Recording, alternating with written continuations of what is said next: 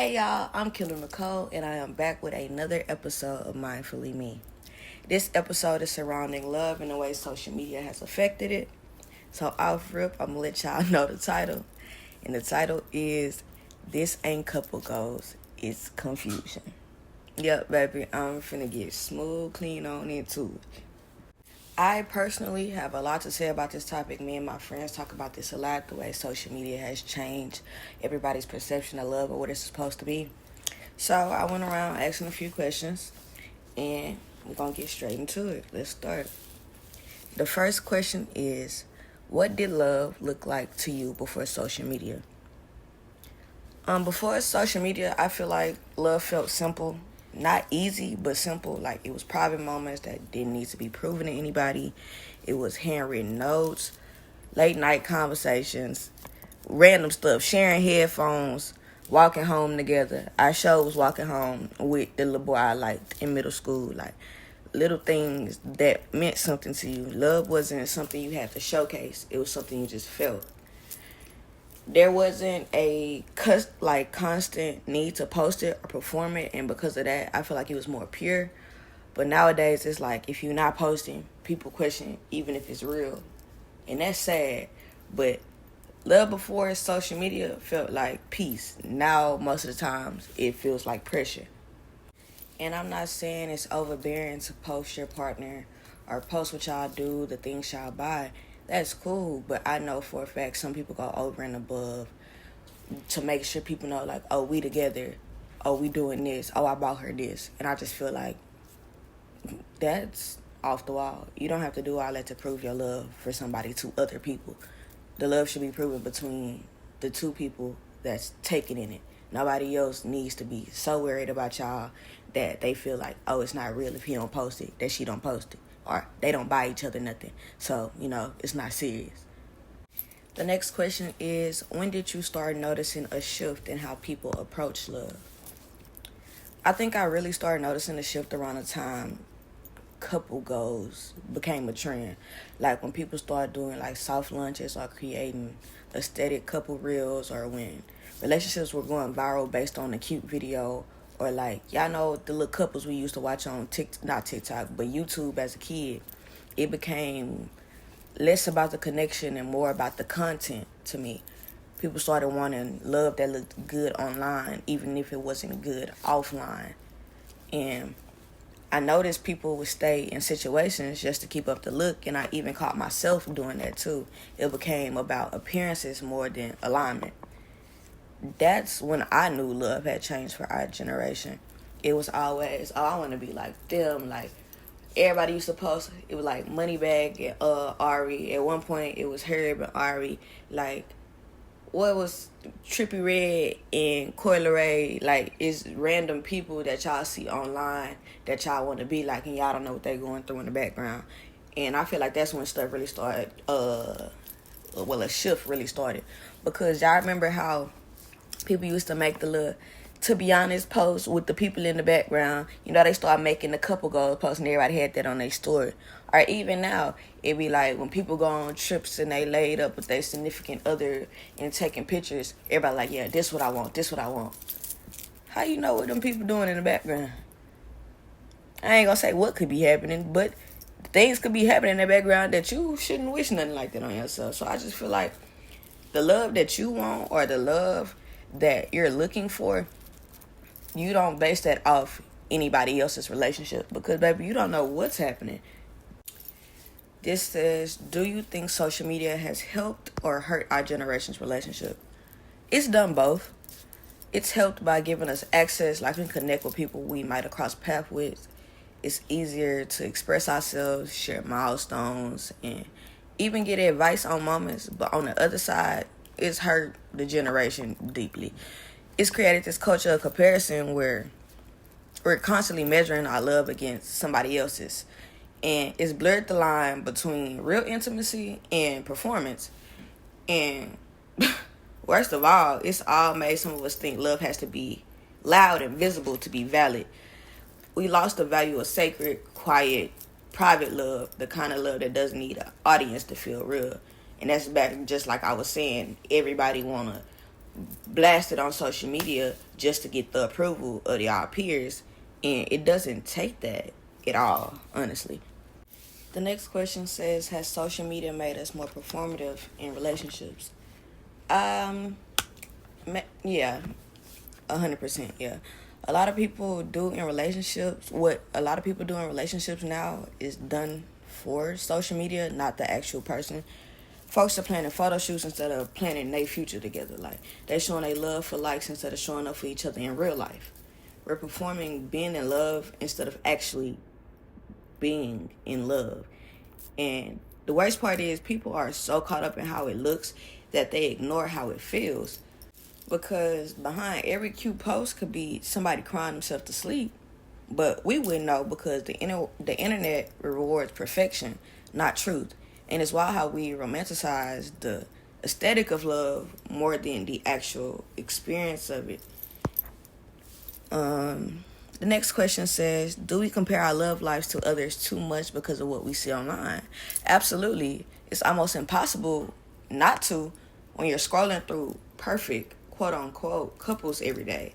Even subconsciously, we start thinking, why doesn't my relationship look like that? Or why am I still single while everybody else seems happy?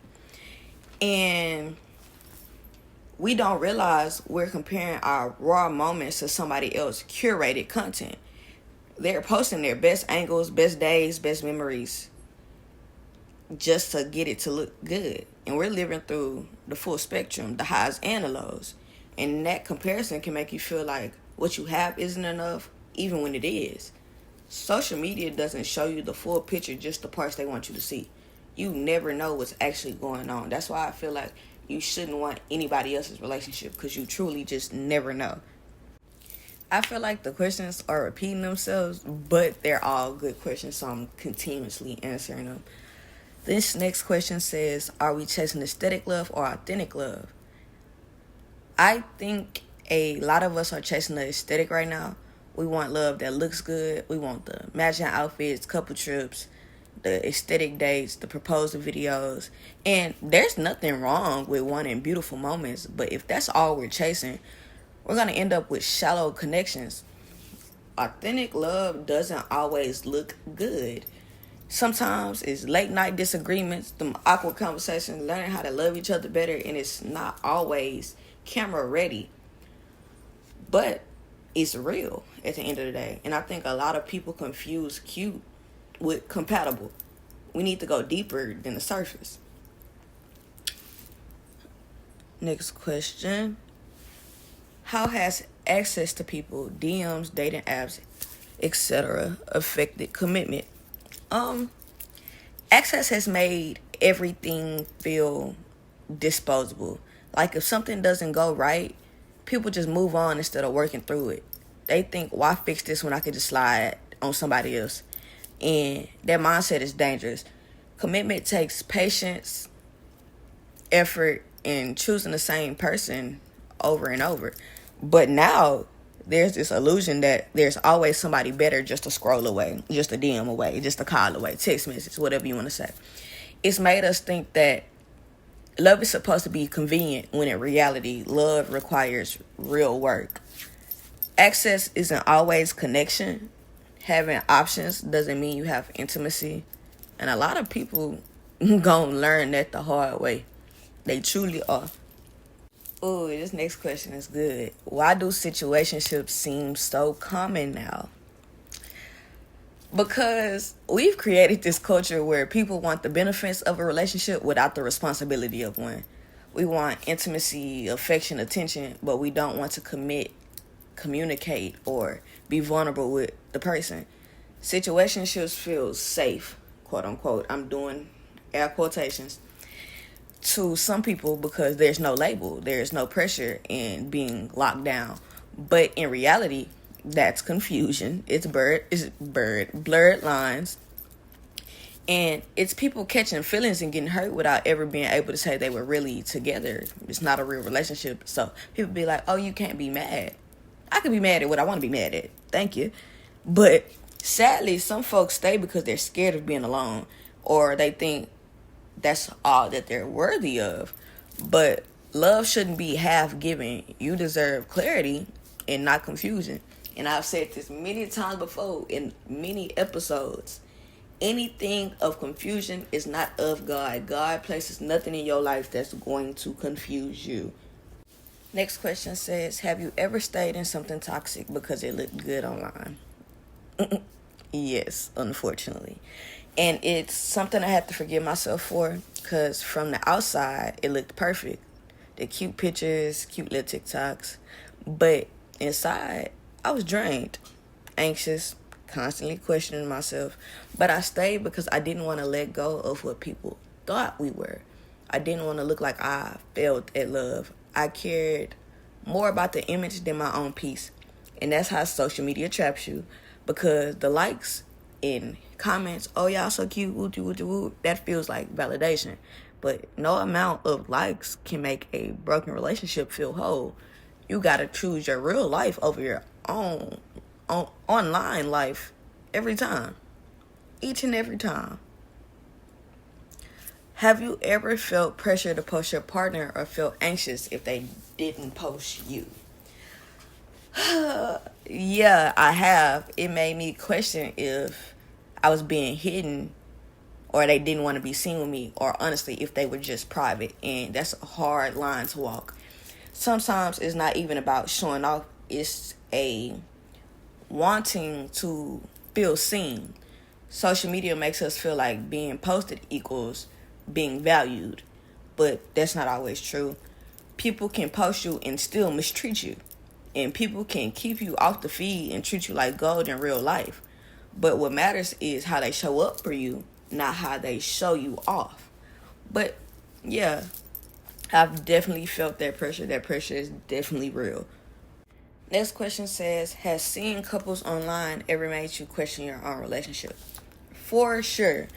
There were times where I see people doing the most, like, the big bouquet of roses, vacation, love letters, and I be sitting there like, well, I don't get that. Even if I was happy, I start doubting if my relationship was enough. Social media will really make you second guess yourself, even if you know it's something solid that you have. But most of those posts, like I said before, are curated moments. They're not showing the arguments, the uncomfortable talks, or the inner work they took to get there. And once I realized that, I stopped comparing. Your love doesn't need to look like anybody else's love. It just needs to feel right for you. Nobody else but the two people that's in the relationship.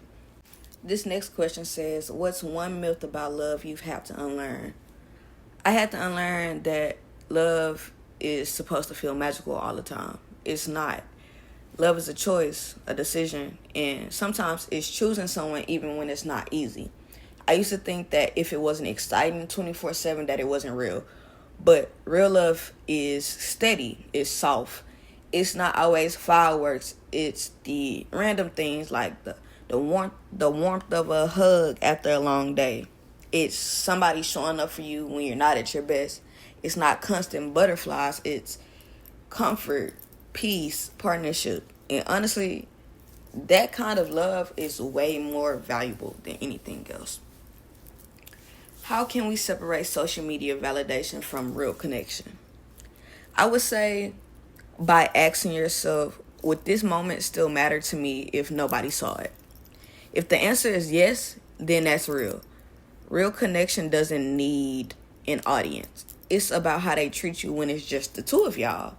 When no one's watching, that's what matters, how you feel when nobody's watching, when it's only the two of y'all in a room, or when y'all just talking on y'all own. We got to stop letting likes and comments define how valuable our love is. Yes, validation feels good, sure, but it's not proof of love. The proof is in how safe you feel, how seen you are, how respected you are, and that can't be faked. No matter how good the post, no matter what they saying online. What are signs of real love that can't be faked online? It's in how somebody talks to you when they're mad. I feel like that's my number one.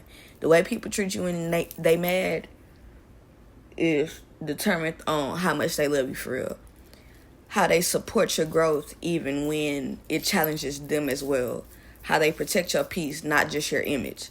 It's the small stuff, checking on you, being consistent, keeping their word. It's how they love you in the background, in the quiet, not just in the spotlight. You can't fake emotional safety. You can't fake effort. You can't fake that soul deep kind of love. And if you felt it, you know exactly what I mean by when I say that. This last question says, what advice would you give someone struggling with love in this digital age? Be patient with yourself. Don't rush love just because everyone around you looks like they have it. Some of those people are just performing. Build love offline first. Get to know somebody's heart, not just their social media. And most importantly, protect your peace. Your relationship is valid even if it's not posted. Your worth isn't tied to a repost, a tag, or a story highlight. Focus on how it feels and not how it looks.